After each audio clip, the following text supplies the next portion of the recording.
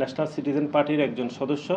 তার এলাকাতে নতুন রাজনৈতিক বন্দোবস্ত দল হিসাবে তিনি 100 গাড়ি নিয়ে তিনি সেখানে 150-এর অধিক গাড়ি নিয়ে আমরা গণমাধ্যমে দেখেছি যে তিনি হচ্ছে শোডাউন করে গিয়েছেন। এটি গণ অভ্যুত্থানের স্পিডের সাথে সাংঘর্ষিক, এবং তিনি গিয়েছেন কিন্তু বিমানে করে।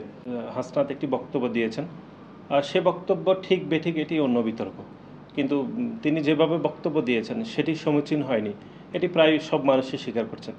কিন্তু তার বক্তব্য ঠিক নয় বা ঠিক আছে, এটির বিপরীতে তার দলের নেতাকর্মীরা যেরকম গণমাধ্যমে বক্তব্য দিয়েছেন, এটি একটি দল হিসাবে এটি আমার কাছে মানুষের শুরুতে এক ধরনের ব্যর্থতা, এটি যে তাদের কোনো চেইন অফ কমান্ড নেই। একটি সংগঠন হিসাবে যে সব কিছু যে একটু সাংগঠনিক কাঠামোর মধ্যে হবে, নিজেদের পলিসির মধ্যে আলাপ আলোচনা হতে পারবে, তাদের সব কিছু সব মানুষ জেনে যাচ্ছে, তাহলে আপনি বুঝতেই পারছেন যে তাদের দল, রাজনৈতিক দলের ভবিষ্যৎ আসলে কীরকম, এবং তারা একজন আরেকজনের বিরুদ্ধে পক্ষে বিপক্ষে সামাজিক যোগাযোগ মাধ্যমে অবস্থান ব্যাখ্যা করছেন। এতে বোঝা যাচ্ছে যে তাদের রাজনৈতিক দলের ভবিষ্যৎ কীরকম হবে, বা আদৌ রাজনৈতিক দল হিসেবে দাঁড়াতে পারবে কিনা এগুলি সময় বলে দেবে। এবং আজকে আপনি দেখেছেন যে নতুন নাগরিক, কিন্তু আপনি দেখেছেন যে গণ অভ্যুত্থানের যে রাজনৈতিক বন্দোবস্তের কথা বলে যে নতুন রাজনৈতিক দল গঠিত হয়েছে, সে রাজনীতির অবস্থা যদি আপনি দেখেন রাজনৈতিক দলের, তাহলে আপনি বুঝতে পারবেন যে কোন অবস্থায় আসলে তারা চলছে। আমরা সামগ্রিকভাবে মনে করছি যে এই গণ অভ্যুত্থান পরবর্তী সময়ে বাংলাদেশের যে একটি নতুন রাজনৈতিক দল গঠিত হয়েছে, আমরা সেটাকে স্বাগত জানাচ্ছি, এবং একই সাথে তাদের রাজনৈতিক কার্যক্রমগুলা সেটি খুবই প্রশ্নবিদ্ধ হচ্ছে। যত দিন যাচ্ছে তত বেশি মানুষ বিরক্ত হচ্ছে, কিন্তু আমরা তারপরেও তাদের সফলতা কামনা করছি। একটা বিষয় মানে যেটা প্রশ্নের ভিতরে ছিল যে আসলে শিবিরের আপনাদের ভিতরে কোনো সমঝোতা হয়েছে কিনা, নতুন কোনো কথার মানে প্রসঙ্গ আসছে না, মানে বেশ ঠান্ডা পরিবেশ দেখছি, যদি একটু বলেন। না, দেখুন, শিবিরের সাথে আমাদের কোনো সমঝোতা হয়নি, অথবা কোনো বিরোধও কখনো ছিল না। এটি আমাদের আদর্শগত দিক থেকে তো ভিন্নতা রয়েছে। একই সাথে শিবির পলিসিগত বিষয়ে তারা হচ্ছে সাধারণ শিক্ষার্থীদেরকে এবং বিশেষ করে সাধারণ মানুষকে তারা বিভ্রান্ত করছে, সেই বিষয়গুলো নিয়ে তাদের সাথে আমাদের মতভেদ। কিন্তু তারা গণতান্ত্রিক আন্দোলনে তাদের যেটুকু ভূমিকা রয়েছে সেগুলো তো এদেশের মানুষ জানে, বা আদৌ কতটুকু রয়েছে। কিন্তু গণ অভ্যুত্থান পরবর্তী সময়ে সাধারণ শিক্ষার্থীদেরকে এবং সাধারণ মানুষকে তারা চরমভাবে বিভ্রান্ত করেছে, সেই বিষয়গুলো নিয়ে আমাদের সাথে তাদের মতভেদ রয়েছে।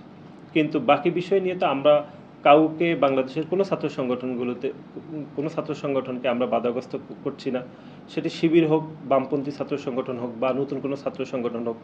আমরা মনে করছি গণ অভ্যুত্থানই মাইলফলক তৈরি করে দিয়েছে। ভবিষ্যতে আপনি কোন দ্বারাই ছাত্র রাজনীতিটা আসলে করতে চান, এবং বাংলাদেশ জাতীয়তাবাদী ছাত্রদল সাধারণ শিক্ষার্থীদের সেই ফালস বুঝেই রাজনীতি ঠিক করছি, সুতরাং কারোর সাথে কোনো বিরোধ নেই।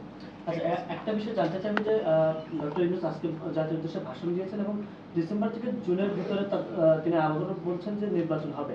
অন্যদিকে তার উপদেষ্টা বলছে যে এই শাসন আরো কয়েকদিন থাকুক, এই উপদেষ্টা আরো কয়েকদিন থাকুক। এই বিষয়ে আপনি কি বলতে চান আসলে?